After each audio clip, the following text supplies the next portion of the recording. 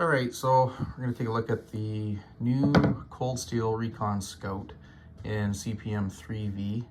These are made in Taiwan now. The original ones, I think they were, well, the Sanmai ones were certainly made in Japan, and that was the premium version of this one. They had, O1 versions and SK5 versions and stuff like that.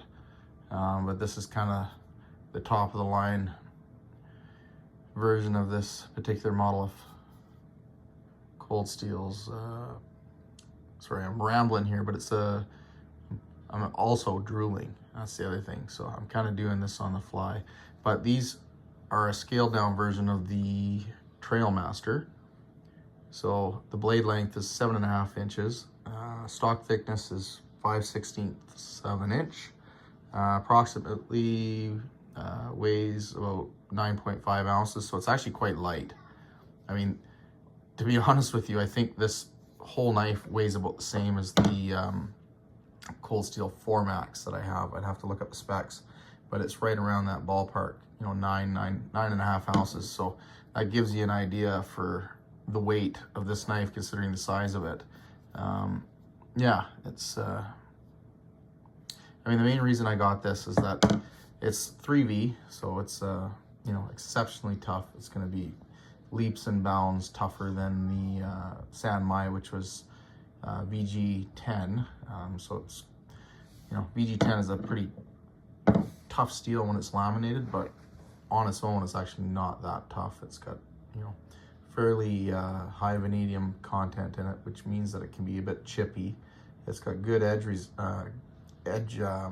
holding capacity and stuff on it, but the overall toughness is way lower. So this being 3V will be like probably 100% tougher than that VG10 steel is, and it's also going to have at least 2 or 3 times the edge holding capacity that VG10 has as well, and it's going to be a little bit more difficult to sharpen, but overall it's going to be a pretty well balanced steel. It's in comparison to other 3V steels, it's probably on the higher end as far as the quality of the heat treatment goes. I haven't put it to test yet, so I don't know for sure, but everything I've read would indicate that Cold Steel and their Taiwan factory does a really, really good job with their heat treatment.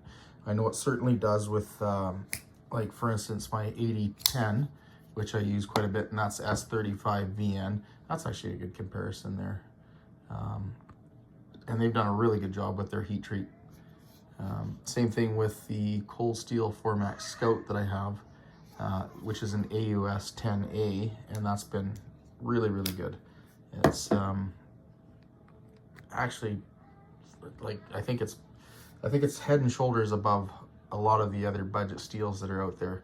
I mean, you got to remember that these steels like AUS 10 and stuff like that were not budget steels 10, 15 years ago. They were actually really premium steels. So in terms of what their performance is like compared to, like 420 or AUS 8 and stuff like that.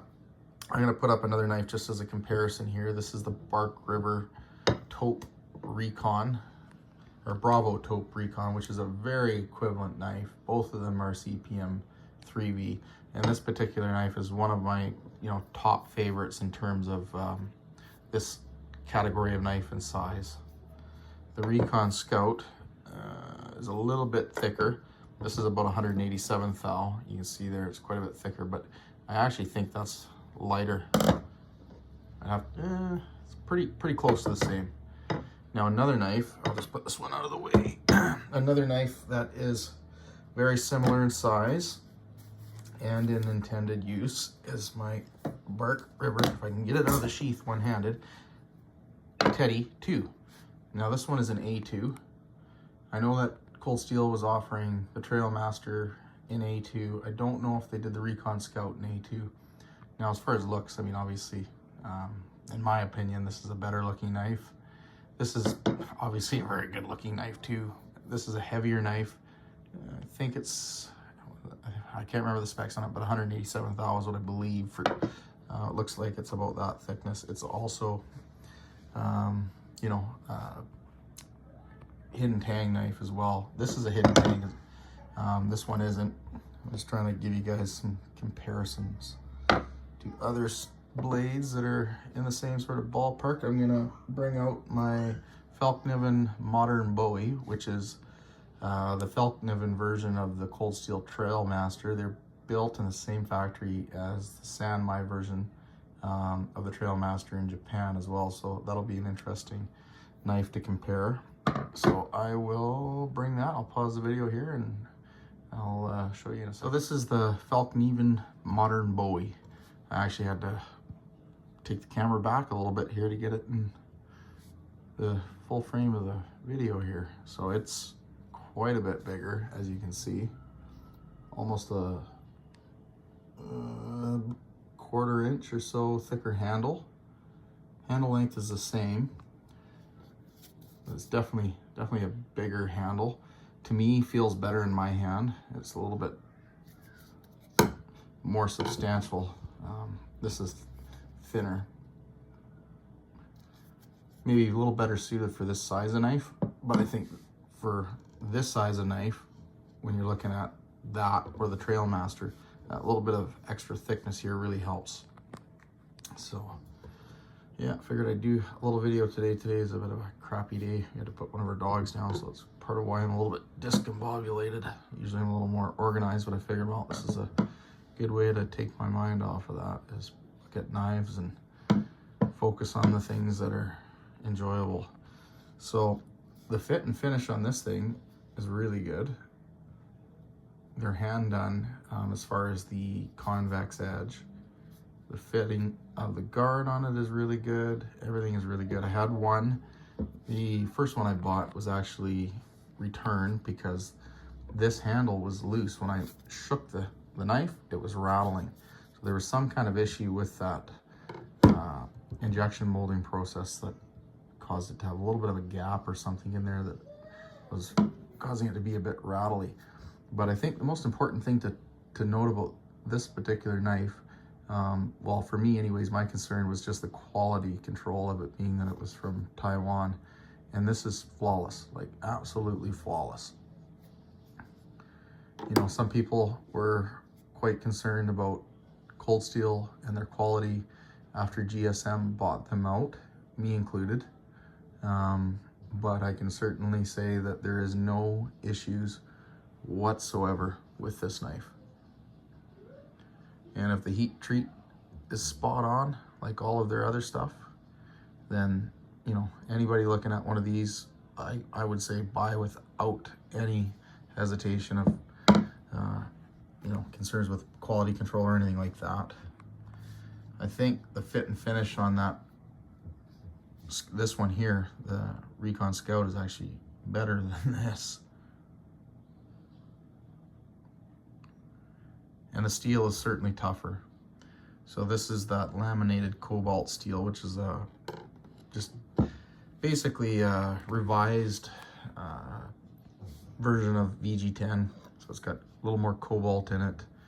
And I can't remember exactly what the other changes were, but it made for a little bit of a different carbide composition in the steel. A little less vanadium carbides, maybe a little bit, I don't know if the cobalt was actually used to form cobalt carbides. I'm not, you know, too familiar with the metallurgy on that kind of stuff, but it's supposed to be a lot easier to sharpen and also tougher and offer a little bit better edge holding as well. So overall, it's substantially better than VG10. I have yet to go out and thump on this thing. I've been busy with lots of stuff in life, and I have not done anything with this either. Oh, the other important thing to talk about, of course, is the sheath. Now, this is a pretty, you know, low budget sheath, tongue twisted, but it carries really well. It secures in there like really, really well. Like, you don't even have to have this loop, or, you know, fastened onto the handle at all. Unless you're, you know, putting it somewhere where you're worried about having it getting caught and bumped out. I think just the I don't know what you call it, Securex or whatever, is probably more than secure to keep this blade locked in the sheath. The Falcon even has got a leather sheath. I mean, my preference is leather, but just because it's quiet. But in terms of convenience and stuff, this sheath is really top notch. It doesn't have a drain hole in it. So if you're in a wet area, I would definitely consider drilling like a little 1/8 inch drain hole or something in there that water can escape. But yeah. Oh, another difference, of course, anybody familiar with the Trail Masters, the tang is not exposed on the back. These Falcon Evens have changed that, so they are exposed on the back, so that's definitely a bonus for some people, or at least in their opinion anyways. What else can I say about this?